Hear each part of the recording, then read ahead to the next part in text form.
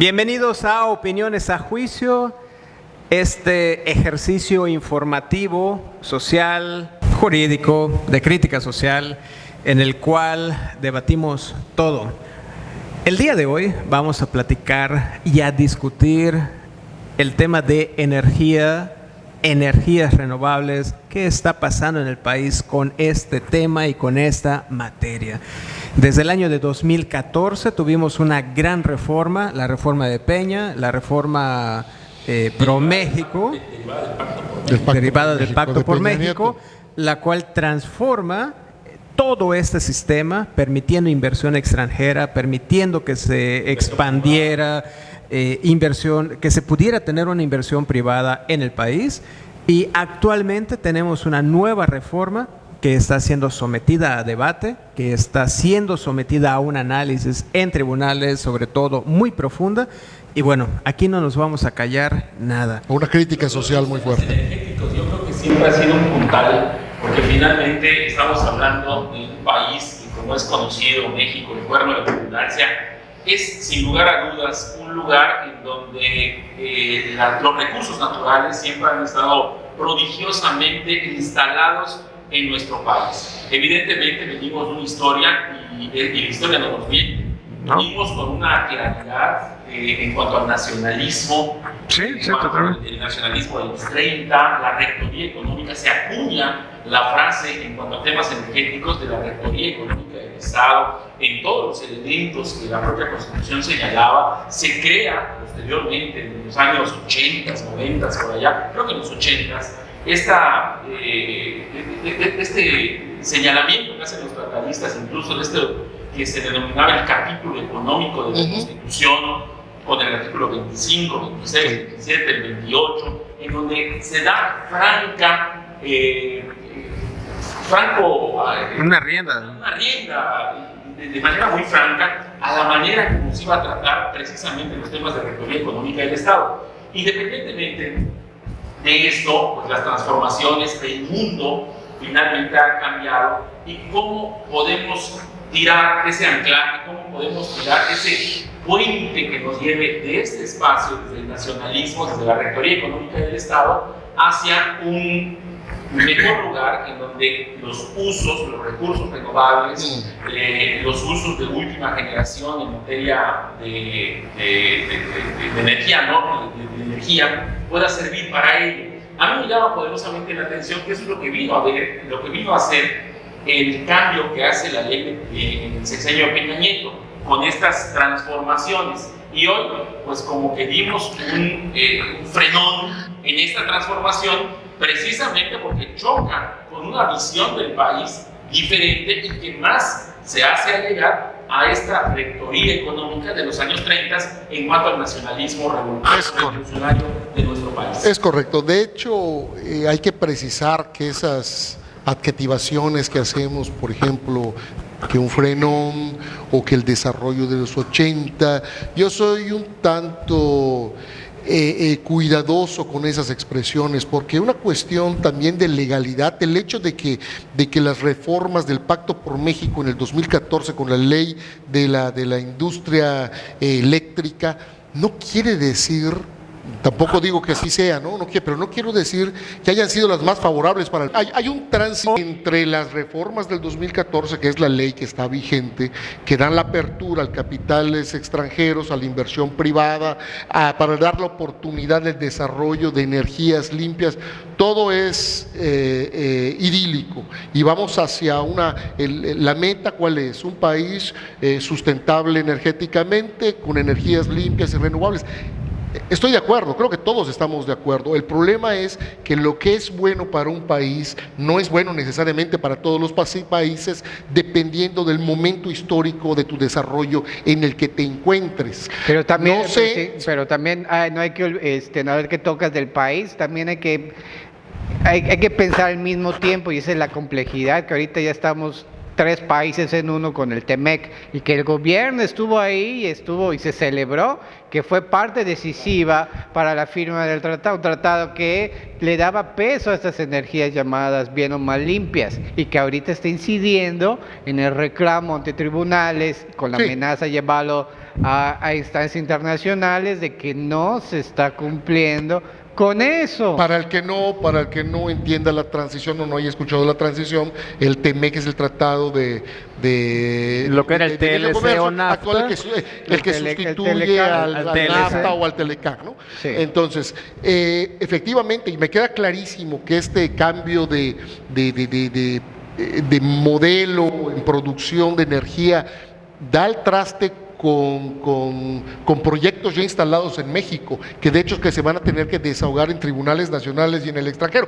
Me queda claro, yo me quedo más anclado en la parte en qué momento de desarrollo político-económico está México y cuál es la política energética que se debe de seguir. Aquí la pugna grande, llegando al corazón del problema, es que con la ley del 2014 se privilegiaba la compra de la energía limpia, de la energía renovable, eólica, solar, y con estas modificaciones que en este momento están suspendidas legalmente, lo que se privilegia es la compra de la energía de las hidroeléctricas, termoeléctricas, la energía sucia, pero es la que tenemos, es la que nos produce el país. Que curiosamente no es que todo sea una gran bondad y digamos, es que entró de repente un grupo de nuevas gasolineras o un nuevo grupo de empresas y ya hay competencia con Pemex, porque tampoco es que ha sido la gran panacea.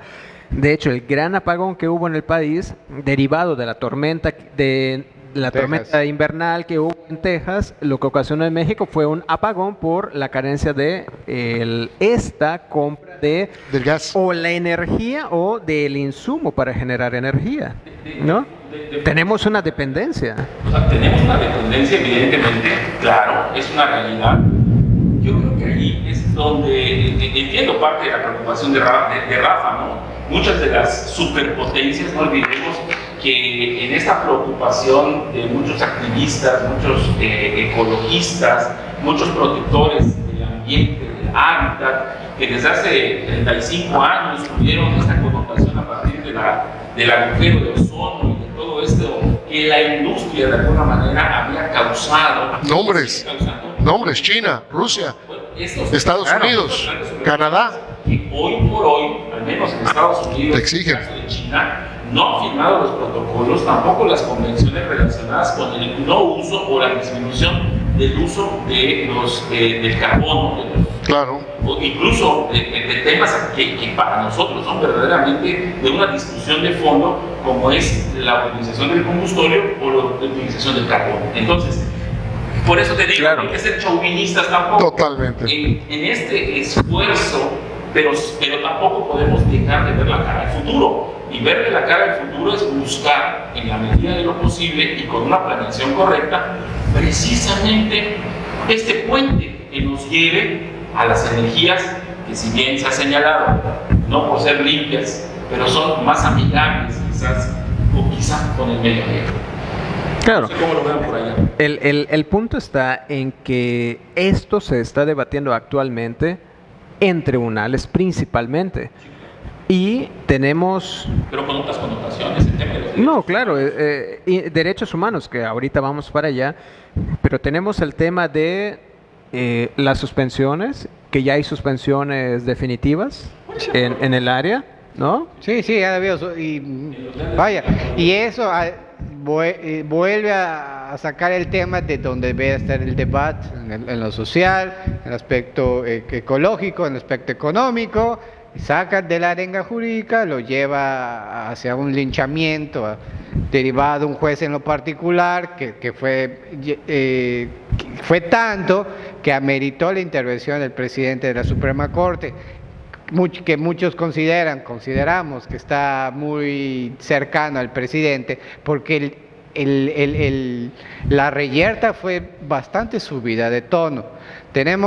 Está la ley no se está aplicando gracias a las suspensiones de amparo, pues en gran parte de estos empresarios definitivas, es decir, que van a seguir vigentes hasta que se resuelva en definitiva el amparo y por la trascendencia del asunto. En términos planos, seguimos con la misma ley del 2014. Seguimos para los que tengan en favor el beneficio. Ahora, la suspensión atípica que se otorgó, como tiene que ver con la competencia económica, ¿qué es lo que se está alegando? Que se le está dando un trato inconstitucional, porque el 28 sobre todo nos habla de los monopolios, la CFE no entraría como monopolio, se pretende evitar que darle solo un beneficio con la suspensión a los que tengan estas empresas de energías renovables, tengan ese beneficio, se extendería a los demás, que también en su momento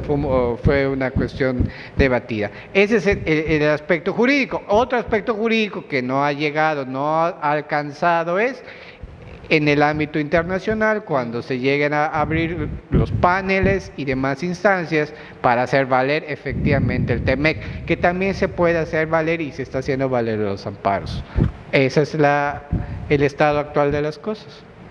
Ahora, quiero aterrizar el tema del debate de energías en un aspecto social, porque usualmente cuando hablamos de la instauración o implementación de estas energías, no es, no es por arte de magia, no es que de repente levantemos una piedra y vamos a obtener energía. A ver, la cosa no es así.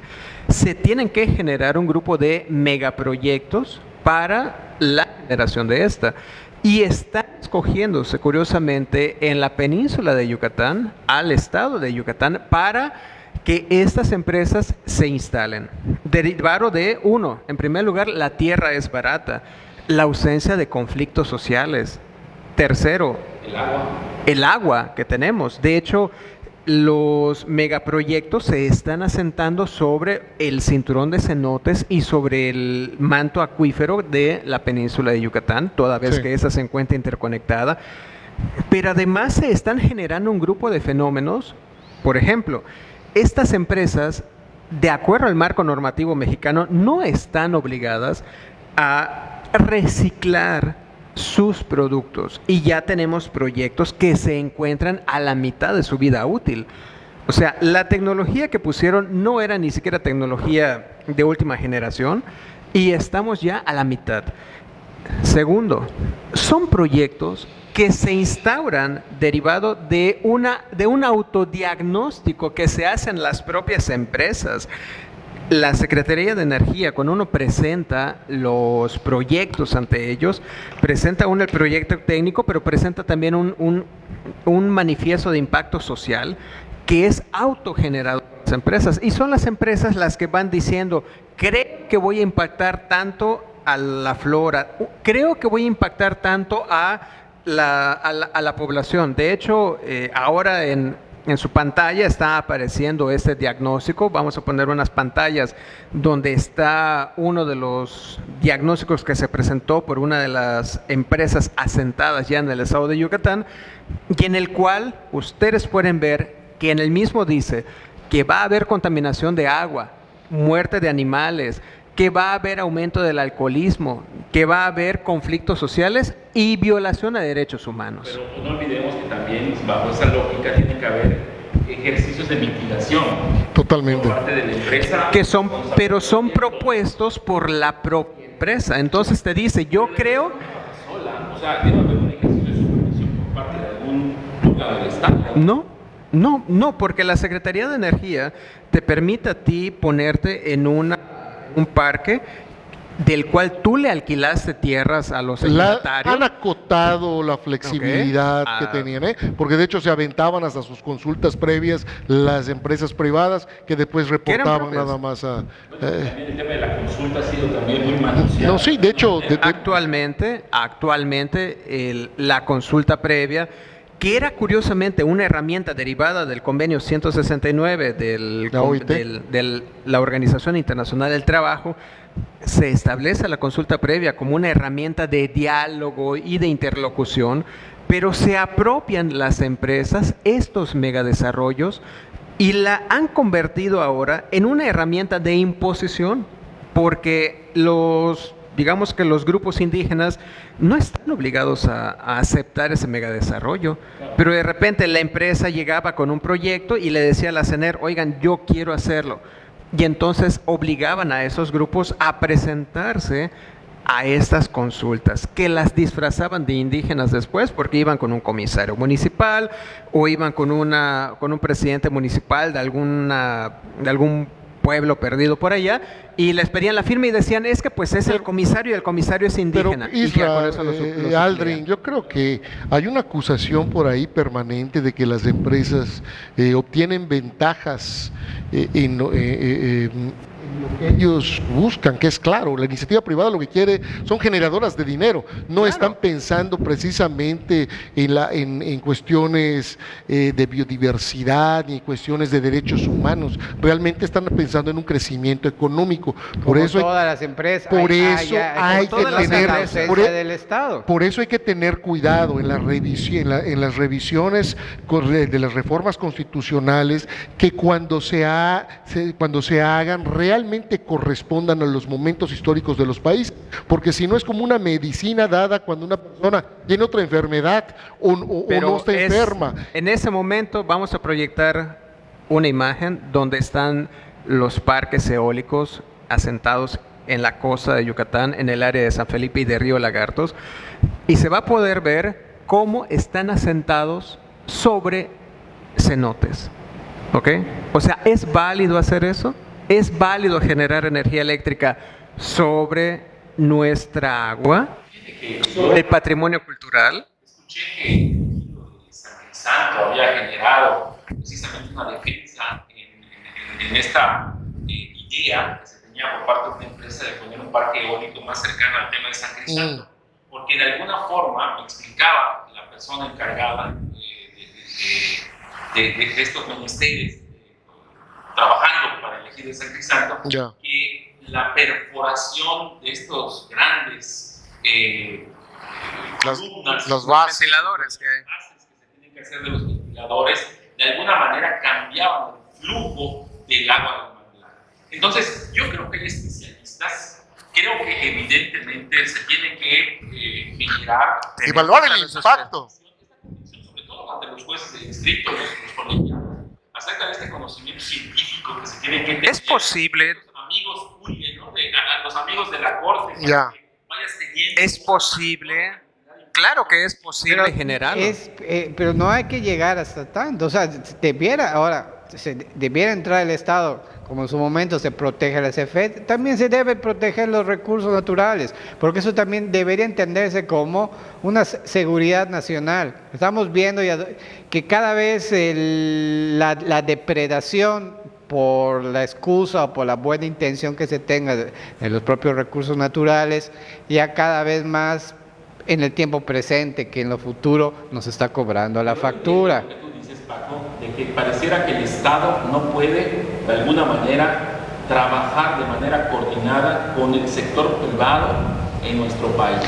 Y se podría, y ahorita que se le está dando tal vez como nunca una fuerza al Estado, llegando incluso a lo que se podría llamar bien o mal, un nacionalismo, un pseudonacionalismo. Si ahorita no es posible eso, entonces ¿cuándo va a ser posible? Ahí debería entrar el Estado diciendo... Y en otros países del mundo, las asociaciones públicas... Porque tal vez ahí sí quieren y no simulan. Y la verdad, y te voy a decir, las tasas de posible corrupción en ese tipo de proyectos verdaderamente es mínimo en trabajos que se han hecho, por ejemplo, en participación estatal y privada. En Europa se han hecho una gran cantidad de obras, carreteras, se han hecho estadios de fútbol, claro. Y también en Estados Unidos, pero pareciera que en México es donde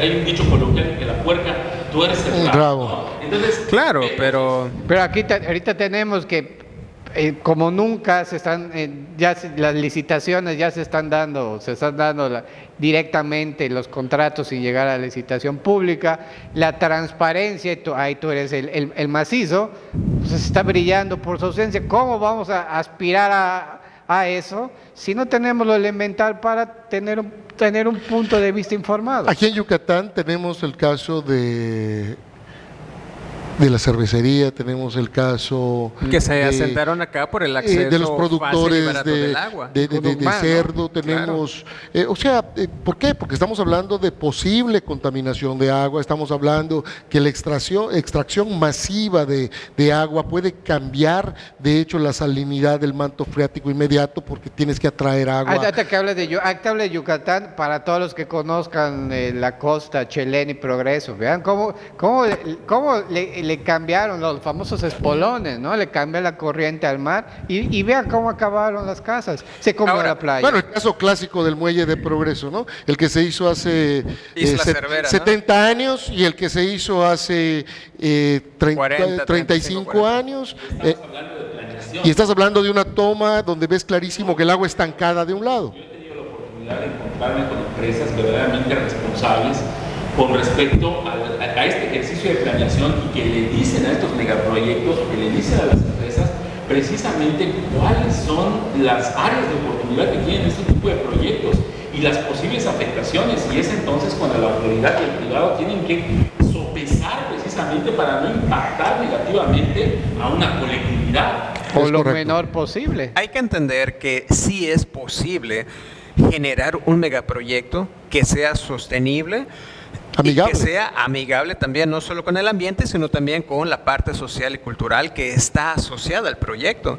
Acá el punto está en que cuando estamos hablando de estos megaproyectos, estamos hablando de un grupo poblacional que es muy sensible y es muy endeble y está muy apegado a la tierra y al agua, que son curiosamente dos de los grandes puntos neurálgicos a los que se asocia también la generación de energía. Por eso es que en México no es solamente dónde se genera energía. Tenemos viento en la península y tenemos lo que es la parte solar. Pero como comentábamos, no existe la obligación, por ejemplo, del reciclaje. No existe una obligación de utilizar utilizar lo más novedoso o nuevo en la materia prima. Se está trayendo tecnología que es antigua para esta generación, Obsoleta, ¿no? o en gran parte obsoleta.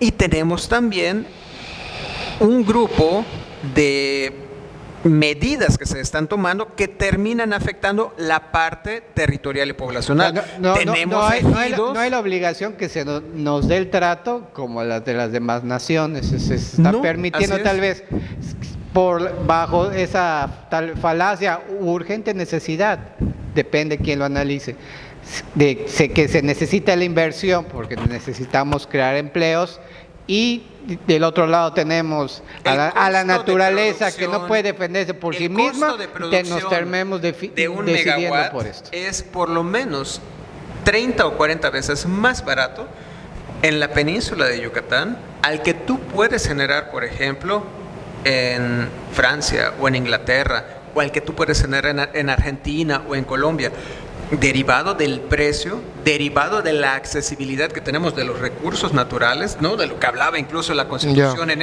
ese capítulo económico.